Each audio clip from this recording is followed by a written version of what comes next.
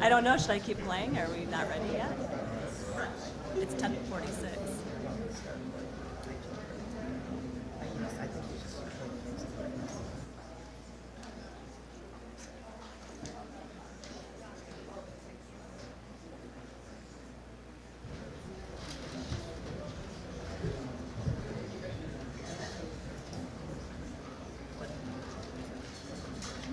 Was I supposed to play it now?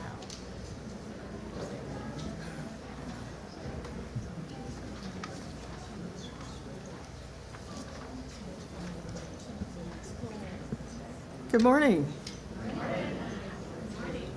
I'm Jackie Himelright-Smith, and I was part of Pastor Rachel's sermon writing seminar, and here I am. So working on this for a while, and so I'm doing the opening words, which I took from Shaking of the Foundations by Paul Tillich. Do you know what it means to be struck by grace? Sometimes a wave of light breaks into our darkness, and it is as though a voice were saying, "You are accepted. You are accepted. Accepted by that which is greater than you, and the name of which you do not know. Do not ask for the name now. Perhaps you will find it later.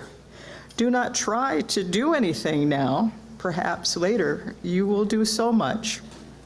Do not seek for anything. Do not perform anything. Do not intend anything. Simply accept that you are accepted."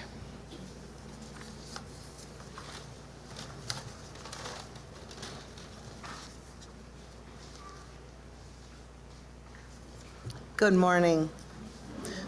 My name is Sharon Sauter, and I'm a member of the Sunday Service Committee. I would personally like to welcome you to People's Church today. There are probably as many reasons as there are people as to what brought you here today. We all come from different places, along different paths, and bringing different truths. We come with different histories and different realities, and yet we all come together as one people, with faith that we can use our differences to heal ourselves and each other. We can bring wholeness to a fractured world. We come, many of us, seeking community. People's Church I find to be a safe haven, a place to find acceptance for the person I am, not who someone else wants me to be. So welcome. If this is your first visit, or you are a longtime member, or anywhere in between, welcome. We have some announcements today, and Tom.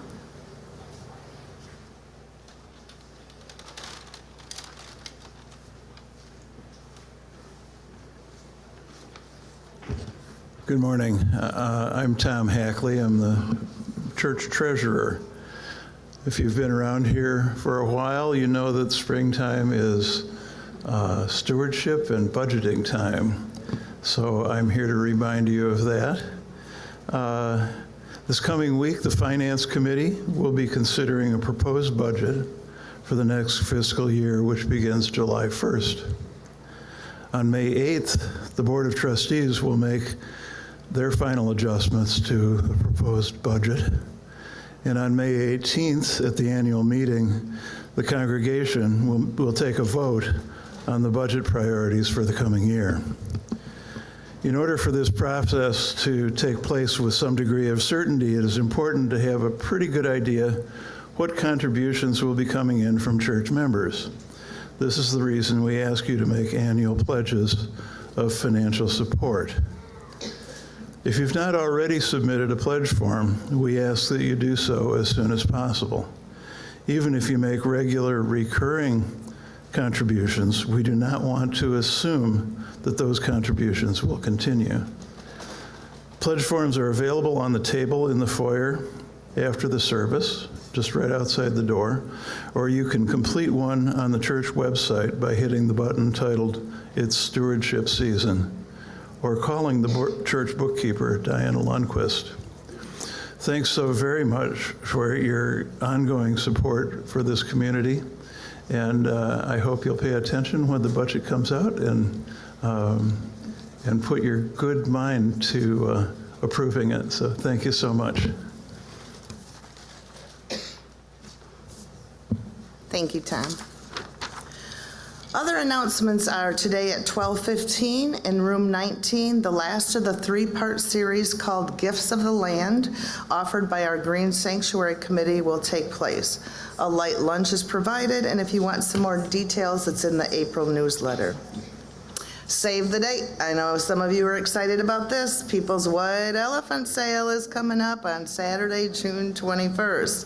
We will begin accepting drop-off items on Thursday, June 5th, and more details to come. Today, while Reverend Rachel is on sabbatical, our guest speaker is Jackie Himelright-Smith, and here to introduce her is Rob Prince.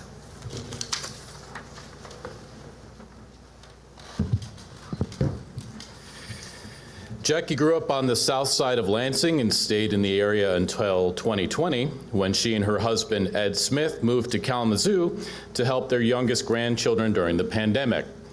Several people mentioned to them that People's Church had a similar focus on social justice that was a priority at Edgewood United Church of Christ, the church in East Lansing where they met and married 35 years ago. When they attended People's Church for the first time, they felt at home right away. Jackie put her master's in teaching English to good use as a writing instructor at Lansing Community College and as an editor for the Legislative Services Bureau for the state of Michigan. As her nest emptied, she decided to go back to graduate school, but decided the world didn't need another PhD in English. She decided the doctoral program in marriage and family therapy she entered the doctoral program in marriage and family therapy at MSU in 1994. As she was wrapping up her doctoral internship, she was diagnosed with polycystic kidney disease. The symptoms she had been experiencing at the time she attributed to aging were actually signs that her kidney function was failing. The next 10 years were focused on dealing with health issues and adapting to her new role as Nana. 3 grandchildren came along during that era, one of which who is here today, and their appearance was a wonderful distraction from the chronic symptoms and the emotional adaptation to a body that was no longer healthy. In 2008, her kidney function had dropped to 17%. Her nephrologist sent her to University of Michigan to be evaluated for kidney transplant. Her sermon today is about that journey and the grace she experienced and continues to experience thanks to the generous gift of life from her son's best friend since 4th grade, Rob Prince, which, full disclosure, is me. She wrote it in the third person. I said, I don't know, what do you want me to say? The moral of the story is you never know who might provide the grace in your life when you need it.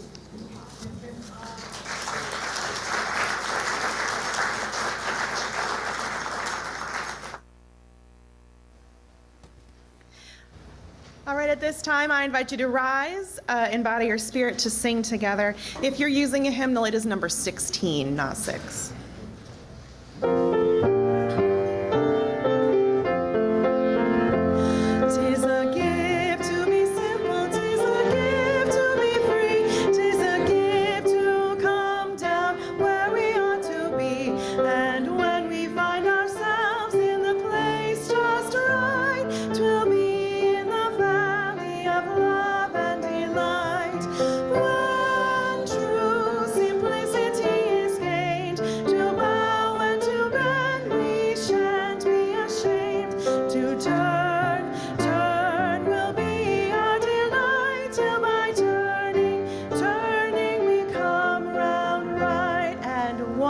Last time. 'Tis a gift to be simple, 'tis a gift to be free, 'tis a gift to come down where we ought to be. And when we find ourselves in the place just right, 'twill be in the valley of love and delight. When true simplicity is gained, to bow and to bend we shan't be ashamed. To turn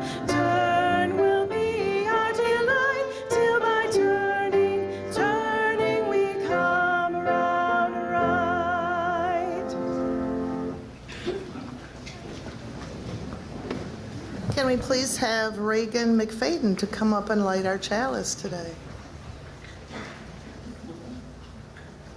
If you're lighting a chalice at home, please type in the chat box where your chalice is lit.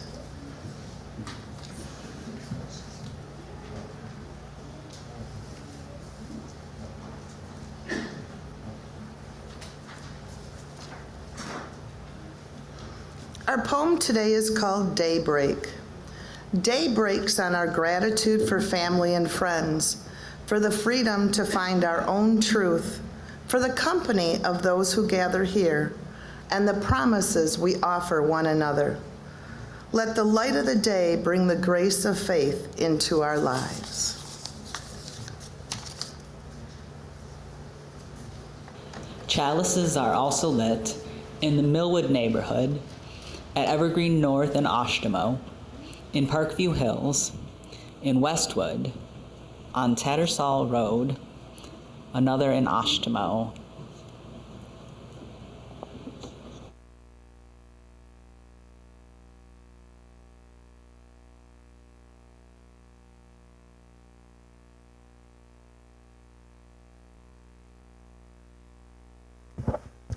Time for all. So I hope there's some all out there that will come join me.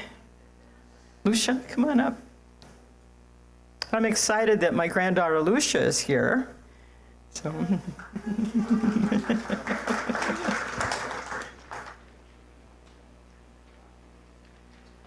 Now, a lot of times I sit with the choir and I get to watch the kids come up, but I don't really know you all. I hope that I get to know you before you graduate from high school. Okay.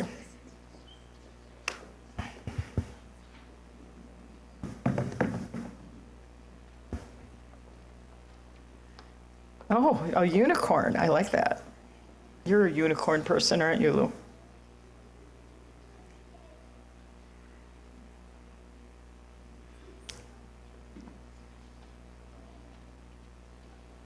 Hello.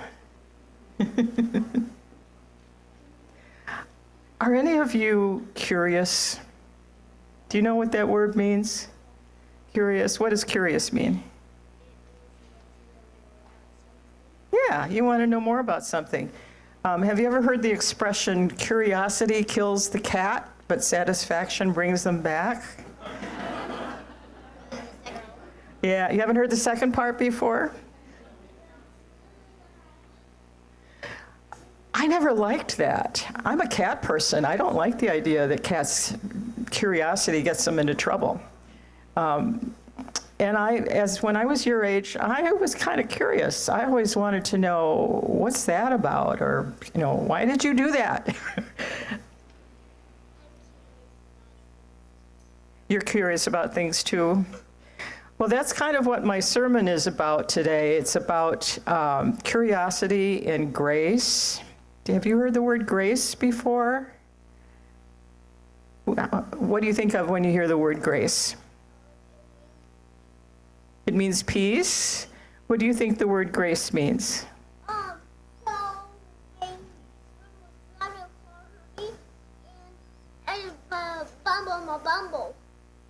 Okay. I didn't quite get all of that, but thank you for sharing. Anybody else got some ideas about what grace means? What are your ideas?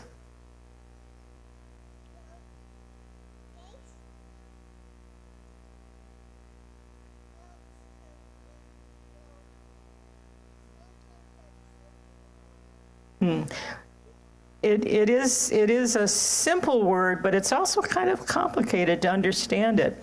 And that's my curiosity is about what grace means to Unitarians.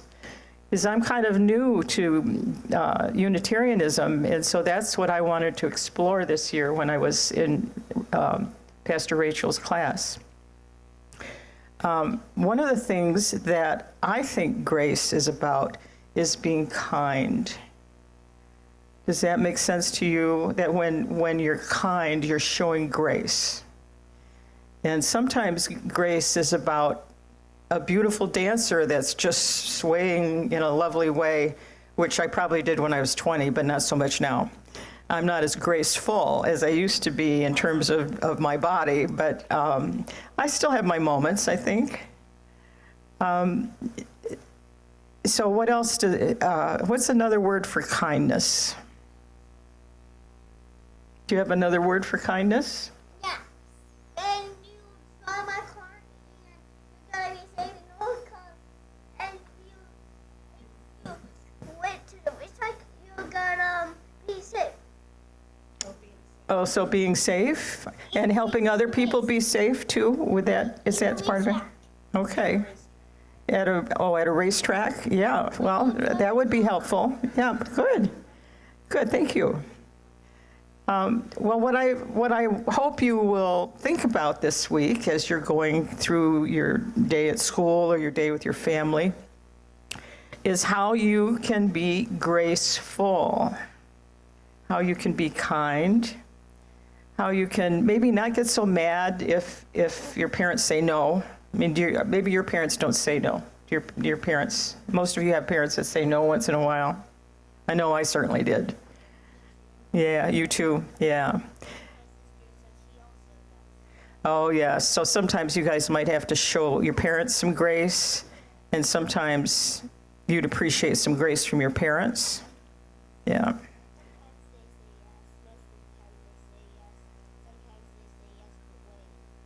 Oh, yes, but wait. Yes. And do they follow through?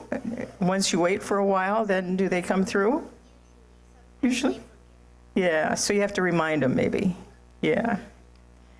Okay, well, think about it this week, and you can go to your classes now. It's so nice to have a few minutes with you. Thank you. Go forth in peace, in search of wisdom, with love to guide you on your way, and may the joy of life surround you wherever you may go. Go forth in peace, in search of wisdom, with love to guide you on your way, and may the joy of life surround you wherever you may go.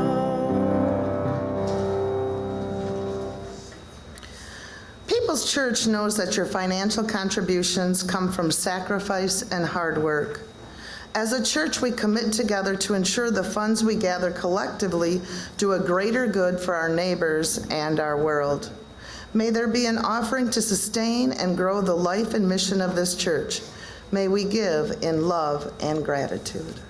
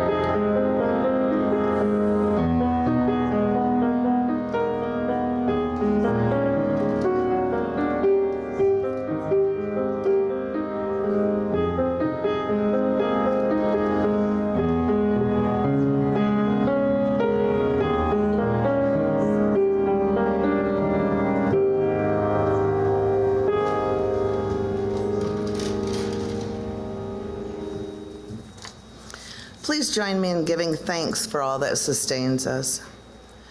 From the countless gifts we each have been given, gifts of life and love and sustenance, we bring these small portions to share the works of love, which none of us can accomplish alone. And we just noticed there's a little blip, but we're going to solve it. We had announced that in room 19 was the luncheon and the other thing, but apparently Jackie and Rob are going to be meeting with some people as well, but they will not be able to meet in room 19 as well. So perhaps head to the Buddha room, and if that room isn't available, we'll find another room. But rather than those people that want to meet with Jackie and Rob, go to the Buddha room. Thank you, and now we'll continue.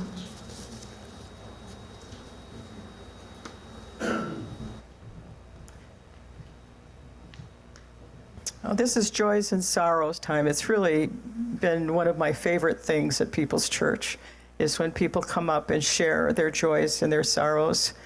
I didn't really understand what the stone in the water was all about, so I had to do a little Googling to see, and there wasn't anything official, but I did find a really nice guided meditation that a UU pastor had posted, and she talked about holding a stone, and this is for, she labeled it for depression and anxiety, but I liked the image, and what she talked about was imagine whatever you're dealing with, that it's swirling around in your head and your heart, that it swirls around your arm into the stone, and you hang on to the stone lovingly, and then place it gently in the water and feel the release.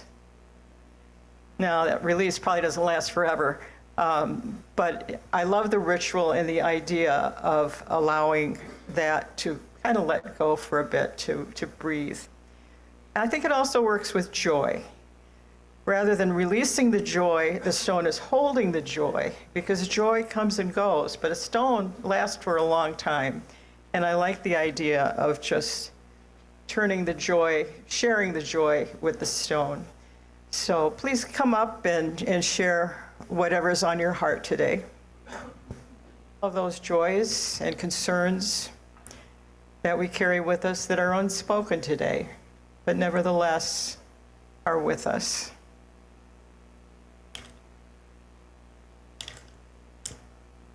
I think it's important for joys and concerns to balance out.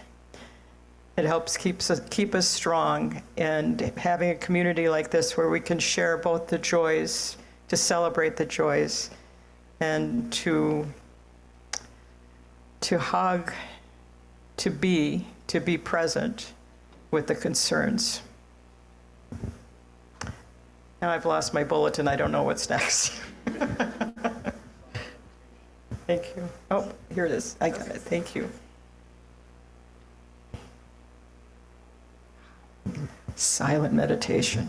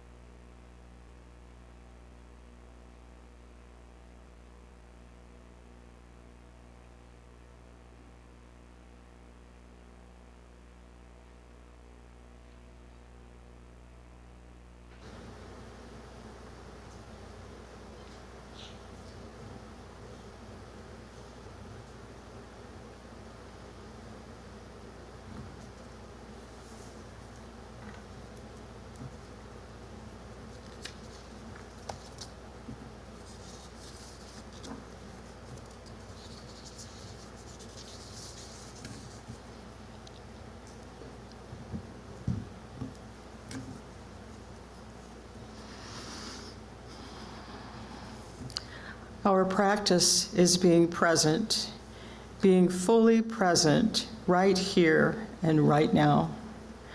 We're present to be in touch with the miracles of life, to be nourished, to heal, and to have transformation. We're present so we're able to understand suffering and to know how to embrace it and transform it into nourishing elements. How can we be fully present if we don't take care of ourselves?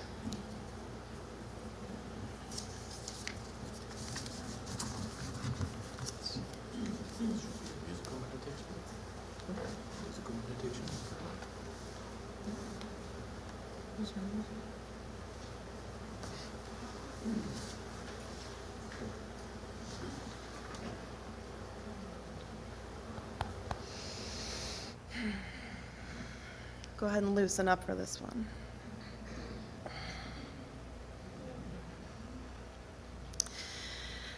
Loosen, loosen, baby. You don't have to carry the weight of the world in your muscles and bones. Let go, let go, let go. Yeah, you hang on to that piece. Lose holy breath and holy name. Will you ease this pain? Keep going. Holy breath and holy name.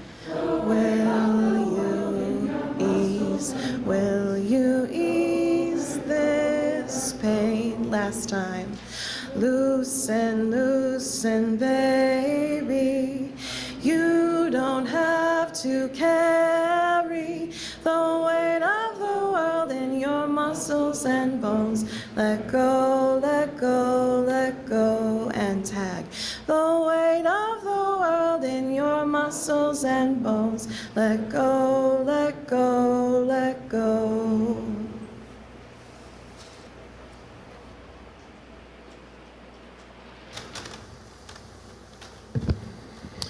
Here's a reading from To Bless the Space Between Us by John O'Donohue. The heart is where the beauty of the human spirit comes alive. Without the heart, the human would be sinister. To be able to feel is the great gift. When you feel for someone, you become united with that person in an intimate way. Your concern and compassion come alive, drawing some of the other person's world and spirit into yours. Feeling is the secret bridge that penetrates solitude and isolation. Without the ability to feel, friendship and love could never be born. All feeling is born in the heart. This makes the human heart the true jewel of the world.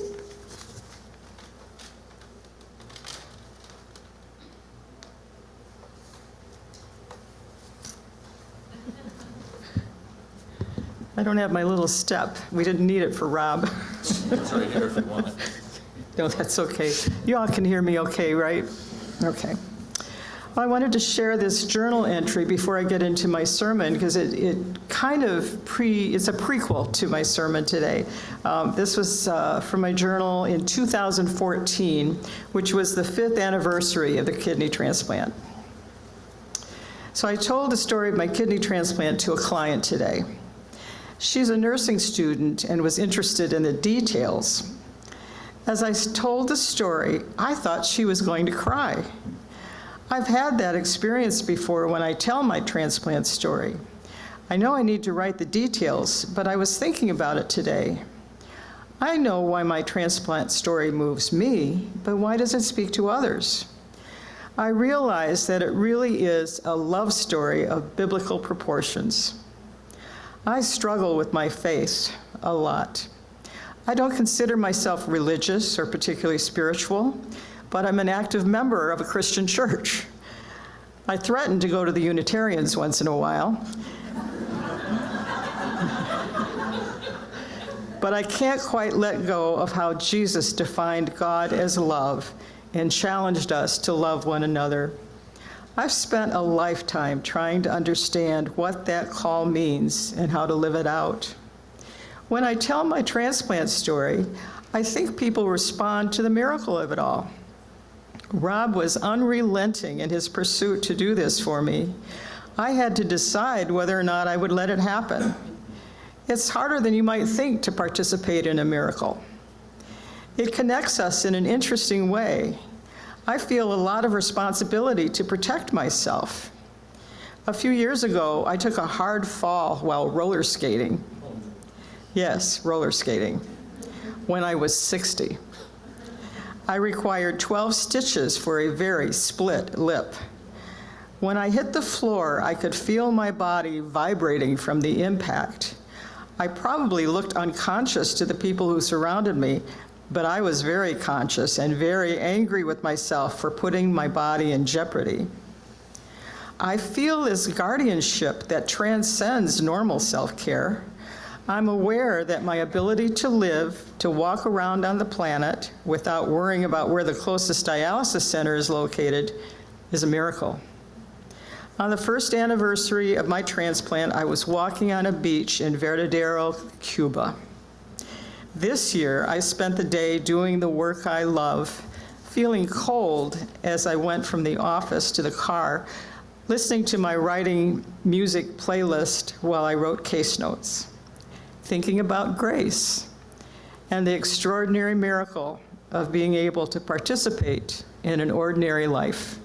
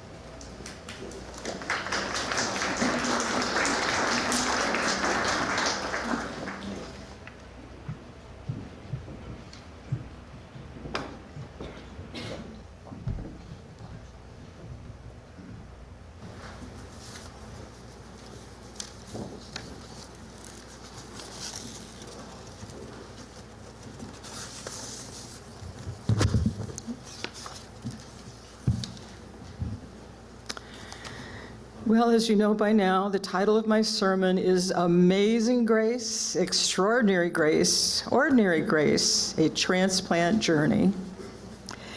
As my sermon title suggests, I've been thinking about grace a lot over the years. Growing up in a Southern Baptist Sunday school, grace was an easy thing to understand. Grace was God-given. You couldn't earn it, had nothing to do with merit. It was given freely to everyone. All you had to do was believe that Jesus Christ died for your sins and saved you from eternal damnation. Unfortunately, for my Southern Baptist Sunday school teacher, 14-year-old me had some questions. I still have questions, and I found I much preferred churches with questions rather than answers. My husband and I had been part of the lay preaching group at Edgewood United Church of Christ in East Lansing. He and I often have lively philosophical and cosmological conversations, maybe why no one wants to hang out with us. We were both interested in Rachel's sermon writing seminar. I wanted to do it to learn more about UU principles and history. In the course of the writing assignments, I returned to the idea of grace. If UU brains aren't locked in forever with John 3:16, what does grace mean? I already understood grace intuitively. I recognized it when I witnessed it, whether people were giving it or receiving it. It was sometimes a challenge to recognize it when I was a participant, either as a giver or receiver of grace. Often my own participation was revealed in retrospect. I needed some time to process what a graceful moment or event meant in my life. As I was finishing up my doctoral internship about 20 years ago, I started to have symptoms I attributed to aging. I was barely past 50. The age my father was when he died of a massive heart attack.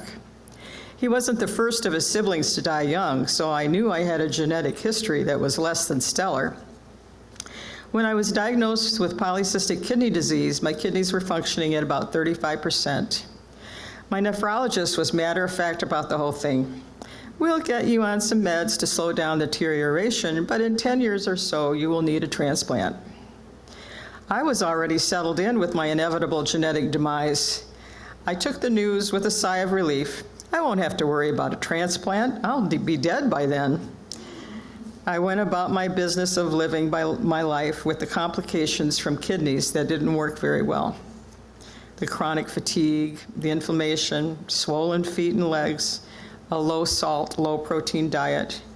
My brain was muddy and my sense of competence as a functioning independent adult was starting to fail me. In 2008, my kidney function declined significantly. I was now at 17%. I knew that once it fell to 10%, I would need dialysis.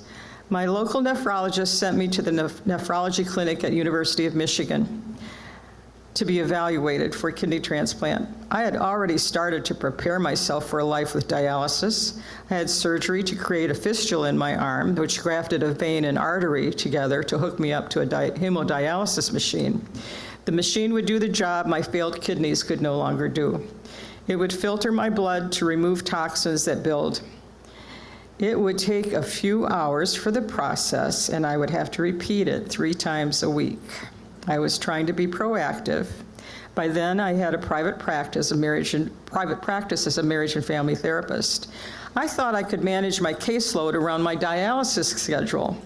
Ed and I liked to travel when we could. I looked up dialysis clinics near our favorite places. I had a favorite quilt I planned to take with me as I was always cold. Remember those little iPods? I had several favorite playlists that I hope would help pass the time. I knew it would be tough. No one on dialysis is healthy. But I thought I could manage until a cadaver donor became available. At the time, the average wait for a cadaver donor was 5 years. I wasn't sure my heart would last that long, but I'd been a grandmother for 10 years by then. I had 3 grandchildren, and I thought they were such interesting people. I wanted to stick around as long as I could to see how they turned out. A few weeks after my appointment at University of Michigan, I was at a memoir writing workshop. This was a big decision for me. The workshop had been offered the year before, and I decided I couldn't take off Thursday and Friday because I had clients on those days. I really wanted to do that workshop, and I finally decided to do it. I knew in the future I would be on dialysis and couldn't do anything for 4 days without planning on a dialysis treatment. I was at the retreat when I got the call from the transplant center. I left the workshop when my phone vibrated and I saw the caller ID. I went out to the back porch that overlooked the Grand River. It was early afternoon, late summer, and the water sparkled with dancing sunlight. "Congratulations," the nurse said. "You made the transplant list." Just as she finished her sentence, I saw 2 eagles glide smoothly over the river. If I had come out on the porch a minute later, I would have missed them. "I just saw 2 eagles," I told her. She didn't respond to my enthusiastic announcement. She said someone would call if a kidney became available. It was a quick conversation, and I stood for a few minutes watching the river before going back to the workshop. I felt such peace in seeing those eagles. My arm still throbbed with my new fistula, but I took the eagles as a sign that everything would be okay. I had spent some time on the Lakota Reservation at Pine Ridge, South Dakota earlier in the summer, and I knew eagles were a powerful symbol. The sight of the eagles seemed like amazing grace, a gift from the universe, a direct message that whatever happened, I was going to be okay. Grace, I thought, as I stood quietly basking in the vision of those magnificent messengers and listening to the gentle rustle of the river's current. You can't buy it, you can't earn it, you can only accept it with gratitude. I've experienced grace from many sources, and I hope I've extended the same to others. After the retreat, I sent out an email to friends and family and shared the story of the 2 eagles. Rob Prince responded 10 minutes later, offering to donate a kidney. As my youngest son Chris's best friend since 4th grade, Rob had grown up as part of our family. I wasn't surprised by his offer, but as instructed by the transplant nurse, anyone who wanted to donate should contact her directly. I told him to think about it, talk to his family before he contacted the transplant coordinator. A few weeks later, Rob sent me an email saying that the transplant clinic wanted him to send them some blood, so he'd done that. Not long after, the transplant nurse called me and said, "We might have a donor." I needed to do some lab work so they could do an antigen test. This was to see if our blood was compatible. I knew that non-relatives were not usually good matches, so I didn't expect that it would work. But I was very moved that Rob was following through with his offer. After the results from my lab work came back, the nurse called and said, "We found you a donor." I knew they hadn't found a donor. The donor found them, but she was so excited I didn't correct her. I asked her, was it unusual for a non-relative to be such a good match? "Yes," she said, "very unusual." I took all that in, and then I had to think, was I going to let him do it? I had known Rob since he was 8 years old. He had vacationed with us, joined us every summer for our church family camp, attended family weddings and funerals. He and Chris had co-hosted their high school graduation open house together. I had expected to get a cadaver kidney from a generous donor, not a live organ from a dear friend. I especially never expected that the sweet 8-year-old Chris introduced me to in the 3rd grade would save my life. It was one thing to accept a cadaver donor, but a live kidney from someone dear to me? What if something happened? Ed and I met with Rob and his family. We had our own family meeting with our children with Rob. Both my biological children had different blood types, but Chris was willing to participate in a kidney donation exchange where he would donate his kidney to someone and I would get a suitable match. He said he would do that for Rob if something happened to his remaining kidney. I had several conversations with my UCC pastor at the time. She helped me to see that the grace in Rob's offer as truly the gift of life. The transplant experience was not completely smooth, but it was life-changing for me. I think Rob and I both felt like we had participated in a miracle. Maybe amazing grace can only be granted by a deity or the universe, but extraordinary grace is a gift we can give each other. Ads for kidney donation often refer to the gift of life. That's not hyperbole or marketing strategy. My life changed dramatically after the transplant. I got my brain back. I was on a lot of steroids the first year after the surgery. It was very hard to restrain myself when talking to clients. I was full of family systems theory, among others, and whatever issue came up, I would have multiple theories to explain why their emotion regulation was blocked and their interpersonal communication was breaking down. While I looked calm, I was mentally yelling at myself to keep quiet and listen. Once my steroid dose was reduced, I didn't have to yell at myself quite so loud. It's been 16 years now. I have struggled with different health issues due to the immune suppressant medication. I need that to protect my kidney, also known as lefty. I get sick easily, and a simple cold usually leads to bronchitis rapidly and sometimes pneumonia.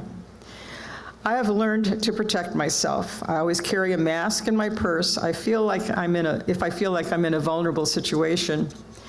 But overall, my main feeling is gratitude. I'm grateful for Rob, grateful for most of the medical people that have helped care for me. Not all of them. Some of them I thought were in the wrong profession. While extraordinary grace is about going out of our way to help others, it often entails some sacrifice on our part to participate in graceful moments. Looking back at my church family at Edgewood, I remember so many moments of extraordinary grace. One example was the summer in 2005 when Ed had fallen from the roof and fractured 5 vertebrae as well as broke his arm. He was in a hospital bed all summer in our living room. I was still trying to see clients, and we had to have someone stay with him when I was gone.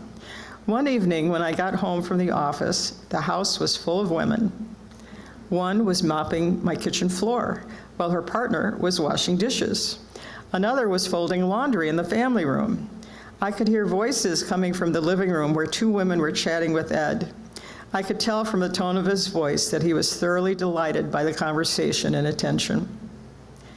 This was ordinary grace, the grace of friendship and care, the grace of kindness and presence. My heart filled with gratitude for the women who showed up, not just for Ed, but to help me keep my life on track as I cared for my husband with my own health challenges. I'm not sure if my eagles were an example of amazing grace, extraordinary grace, or ordinary grace, maybe all of the above. Just like Rob's willingness to sacrifice his kidney to save my life, such grace checks all the boxes. I have no doubt that being here now is not just an accident of our parents getting together, but our lives mean something for the time we are in, the time we have, and that the sharing of this here and now, despite the struggles, is when we need to generate grace that can comfort, grace that can heal, and grace that can connect us with each other and with the divine in all of us. May it be so.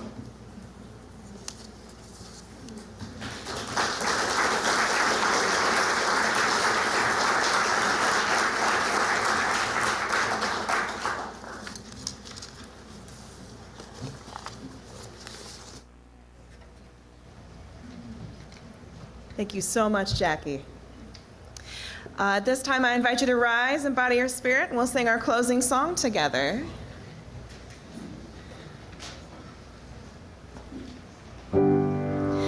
Open mine eyes that I may see glimpses of truth thou hast for me.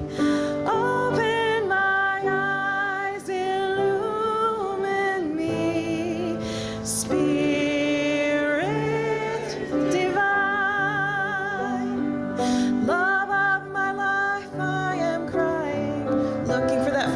Verse, perhaps? Love of my life is how it starts? Yes. There it is. Love of my life, I am crying, or I am not crying.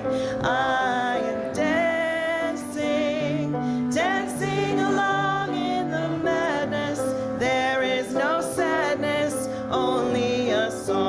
the soul and we'll sing a song.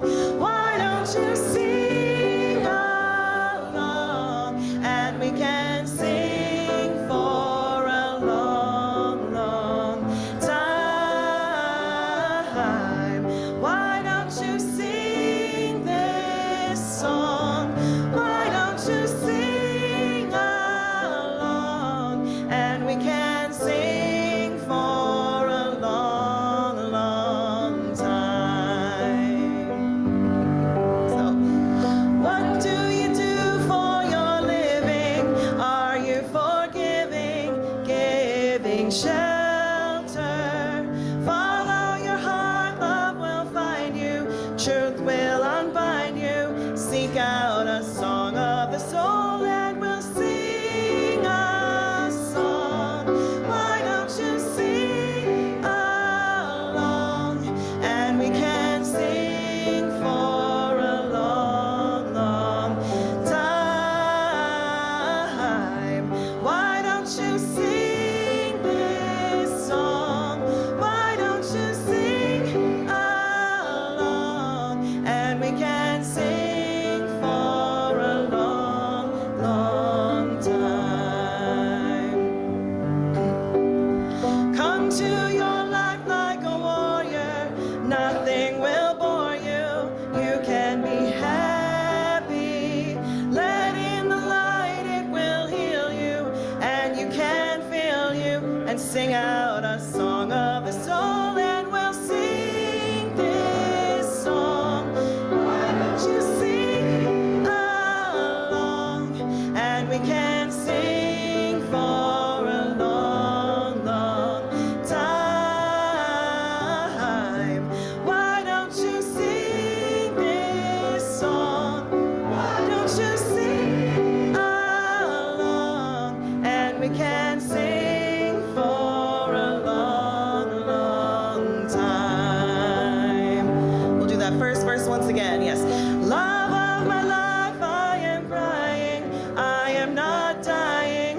I am dancing, dancing along in the madness. There is no sadness, only a song of the soul. And we'll sing this song. Why don't you sing along? And we can sing for a long, long time. Why don't you sing this song? Why don't you sing along? And we can sing for a long, long time. And we can sing. And we can sing for a long, long time.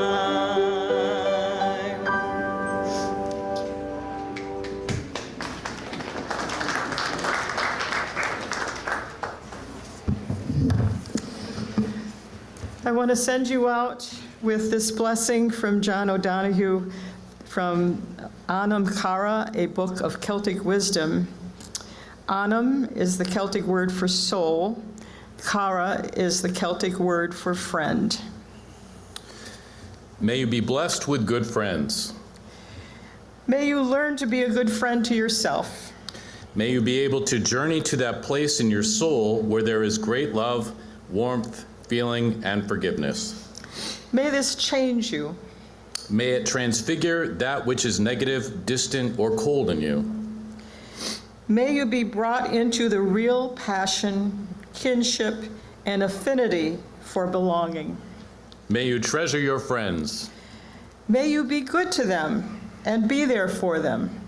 May they bring you all the blessings, challenges, truth, and light for your journey. May you never be isolated. May you always be in the gentle nest of belonging with your Anam Cara. Blessings to you all, and thank you.